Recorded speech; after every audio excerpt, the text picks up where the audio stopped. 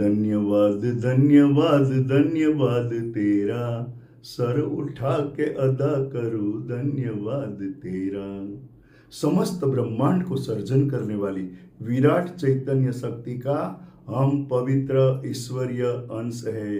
विराट चैतन्य ने हमें इस पृथ्वी को, हमारे जीवन को और दूसरे के जीवन को और ज्यादा सुंदर बनाने के लिए हमें मेहमान बनाकर इस पृथ्वी पर बुलाया है।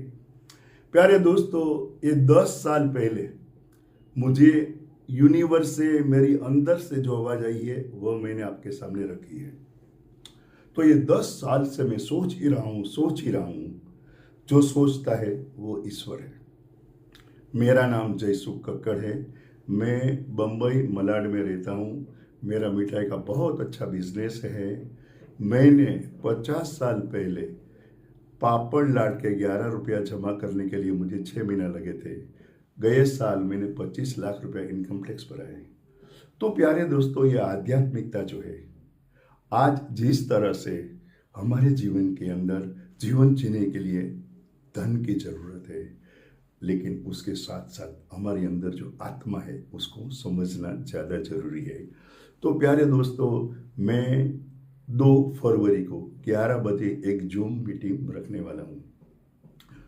तो प्यारे दोस्तों, जो मेरा अनुभव है वो मैं आपसे शेयर करूँगा। इस पृथ्वी के ऊपर करोड़ों किताब है और जिसके जो संस्कार है, विचार है, वही वो आपके सामने किताब में रखते हैं। तो प्यारे दोस्तों, मुझे जो अनुभव हुआ है वो आपको भी हो सकता है। तो हम कहते हैं कि प्रेम ही ईश्वर है। तो प्यारे दोस्तों, जो ब्रह्म है, जो सर्वव्यापी सर्जन शक्ति है, उसने ब्रह्मांड का सर्जन किया मनुष्य का अस्तित्व को टिकाने के लिए। सूर्य, चंद्र, तारा, ग्रह, नक्षत्र, अनाज, फल, फूल, ये सभी व्यवस्था मनुष्य के अस्तित्व को टिकाने के लिए है।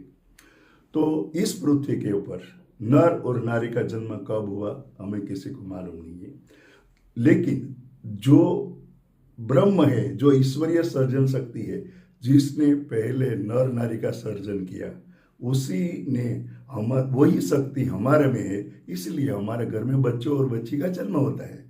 तो ये जो ईश्वरीय सर्जन शक्ति है वो प्रेम है। तो मनुष्य का सर्जन करने से पहले ईश्वर यह सर्जन शक्ति को प्रस्तुत करने का, प्रकट होने का दिल हुआ, तो उसने नारी के अंदर प्रकट शक्ति दी।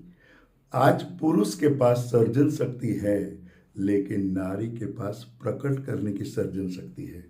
तो जब तक ये जो ईश्वर के नियम है उसको हमको समझना पड़ेगा।